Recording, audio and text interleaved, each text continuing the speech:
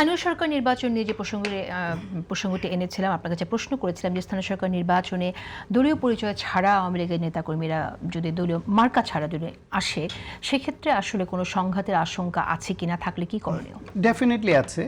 এই ক্ষেত্রে আমি একটু কনফিউশনে আছি। আমি 1 জুন একটা জাতীয় দৈনিকে যুগান্তরের রিপোর্টটা হয়েছিল যে আওয়ামী লীগ স্থানীয় নির্বাচনে অংশ নিতে পারছে না। আওয়ামী লীগ ইসির একটা বিধিমালার খসড়া হয়েছে।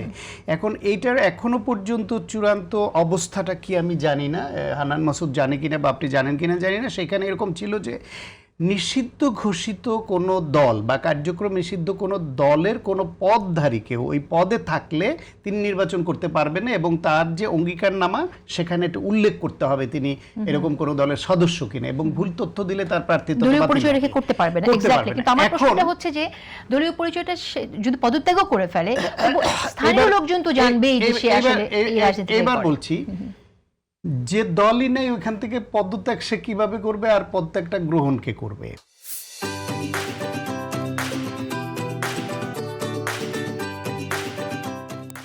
সুতরাং এখন পদত্যাগ কোনো ম্যাটার করে না।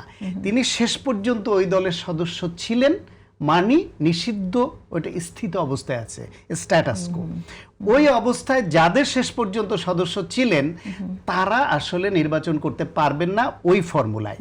1 2 হলো যারা আসলেই কোনো পদে ছিলেন না কিন্তু ওই দলের কর্মী এবং ওই দলের সঙ্গে ধরা যাক, কিন্তু সে যদি আসলে, আমরা ট্রুথ অ্যান্ড রিকনসিলিয়েশন কমিশনের কথা বলেছি, কোনো কমিশন নেই, কিন্তু সে যদি দাঁড়িয়ে বলে যে আমি ভুল করেছি, আমাকে ক্ষমা করে দেন, সেই ক্ষমা যদি সরকার কিংবা স্থানীয় জনগণ সবাই যদি গ্রহণ করতে পারে। এখন ধরেন একজন লোক দেশের বৈধ নাগরিক, তিনি বৈধভাবে ভোটার।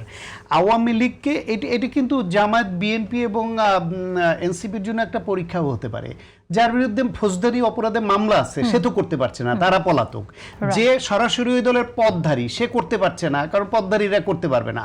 তাহলে পদ নাই, তার বিরুদ্ধে মামলা নাই, এইরকম একজন সাধারণ সমর্থক সে যদি ইলেকশন করে এবং এরকম গণহত্যাকারী, গণধিকৃত, পলাতক, ফ্যাসিবাদী একটা দলের সঙ্গে থাকার পরও সে যদি কোথাও বিজয়ী হয়, তাহলে তো আওয়ামী, বিএনপি, জামাত ইসলাম এবং এনসিপি সহ অন্য দলদেরকে রাজনীতি নিয়ে ভাবতে হবে যে এত কিছুর পরও তাহলে সে ভোট পেল কি করে, তাহলে আমাদের রাজনীতিতে ভুল আছে। সুতরাং শুধুমাত্র সবাইকে আপনি দূরে ঠেলেই একতরফা রাজনীতি করবেন সেটাও উচিত না, নিজেদেরও একটু পরীক্ষা দেওয়া উচিত। তবে যারা আওয়ামী লীগের পক্ষে 16 বছর সন্ত্রাসী কাজ করেছে, যারা এই গণহত্যার সময় মাঠে নেমেছিল, যারা ফৌজদারি অপরাধে অভিযুক্ত এবং মামলা আছে, তারা তো এখানে কোনোভাবেই আসতে পারবে না। এবং তারা যদি ওই নির্বাচনে অংশ নেয় বা কোনো অংশগ্রহণকারীর পক্ষে নামে, তাহলে তারা এটা আইনগতভাবে প্রশাসন ব্যবস্থা নিবে, তারা গ্রেফতারের মুখে পড়বে। রাজনৈতিকভাবে তারা প্রতিপক্ষের সঙ্গে তাদেরকে ওইখানে প্রতিযোগিতায় পড়তে হবে এবং তাদেরকে সেই কোথাও কোথাও সংঘর্ষ হয়ে উঠতে পারে। তৃতীয় যেটা, সেটা হচ্ছে স্থানীয় মানুষ তাদেরকে প্রত্যাখ্যান করবে গণধিকৃত বলে। এখন এত কিছুর পরে তার পদ নাই, তার নামে মামলা নাই, শুধু ওই দলের সমর্থক ছিল, তাকেও ভয় পেতে হবে কেন?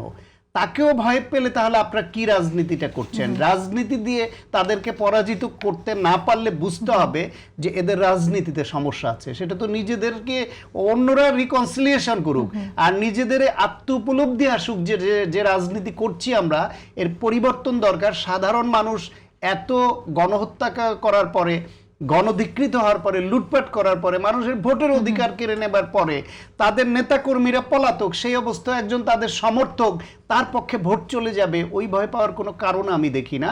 বরং যদি ওরকম কেউ থাকে এবং নির্দলীয় নির্বাচন সে যদি করতে চায়, তাকে বাধা দেওয়াটা বরং অগণতান্ত্রিক হবে।